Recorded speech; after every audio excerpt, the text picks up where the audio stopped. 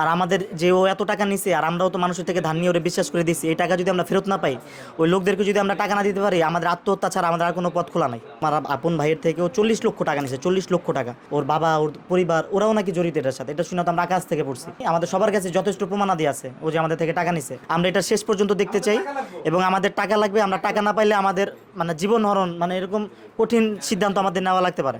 সবচেয়ে বড় বিষয় হচ্ছে ও ঢাকা বিশ্ববিদ্যালয়ের নাম ভাঙায়, ঢাকা বিশ্ববিদ্যালয়ের নাম ভাঙায় এবং ওর যে একটা পারিবারিক প্রভাব আছে বা ও যে একটা ভালো ফ্যামিলির সন্তান।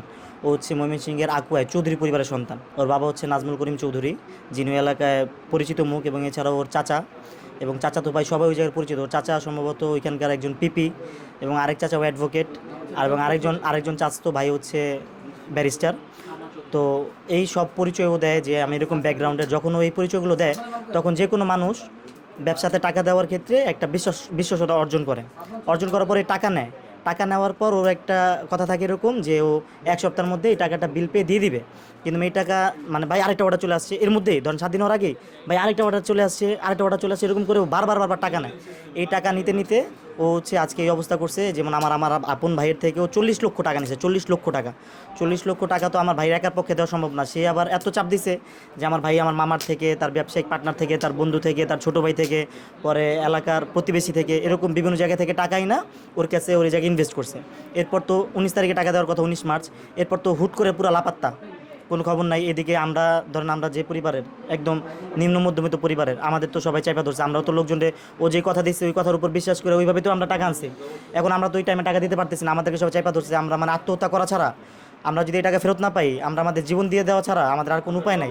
আমাদের যাওয়ার কোনো রাস্তা নাই। আমাদের যেই মান সম্মান আমরা অর্জন করছি, এলাকায় যে সম্মান আমরা অর্জন করছি, ওর একার কারণে, ওর একলা ফরওয়ার্ডের কারণে আজকে আমরা অনেকগুলা মানুষ পথে বসার মতো অবস্থা। এরপরেও লোভ দিয়ে যাচ্ছিল, ভাই টাকা দিয়ে দিব, নতুন করে ইনভেস্ট করছিল।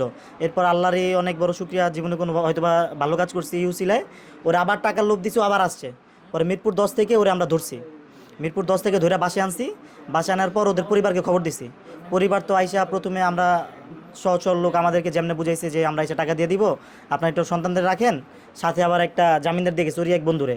আমাদের পাশে ও ছিল, আমাদের পাশে ও থাকছে, খাইছে, ওর বাবার সাথে কথা বলছে, ফ্রিলি চলাফেরা করছে।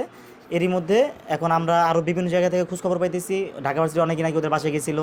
ওর বাবা, ওর পরিবার, ওরাও নাকি জড়িত এটার সাথে। এটা শুনে তো আমরা আকাশ থেকে পড়ছি যে ওর বাবা এরকমভাবে আমাদের সাথে ব্যবহার করে গেল। এখন শুনি যে ওর বাসার লোক এটার সাথে জড়িত। এখন আমরা কোথায় যাব? আমাদের কোনো রাস্তা নেই, আমাদের কোনো পথ নাই। আমরা চাই যেখানে যারা ভুক্তভোগী আছে, আমাদের যে ক্ষতিপূরণ হয়েছে, আমাদের সবার টাকাটা জানি, আমাদের সবার কাছে যথেষ্ট প্রমাণাদি আছে ও যে আমাদের থেকে টাকা নিছে। আমাদের প্রমাণাদি নিয়ে আর ও জানি কোনোভাবে কোনো রকম রাজনৈতিক প্রভাব না খাটাইতে পারে। 5 আগস্টের পর আমাদের দেশে কোনো রাজনৈতিক প্রভাব খাটানো চলবে না, যেই হোক। হ্যাঁ, ওর চাচা হচ্ছে পিপি, আমি তো বলছি রেজাউল করিম চৌধুরী, ফুলবাড়িয়া জেলা বিএনপি সম্মত যুগ্ম আহ্বায়ক।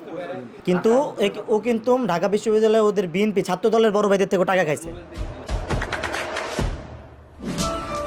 দেশে দেশে সবার সাথে দ্য নিউজ।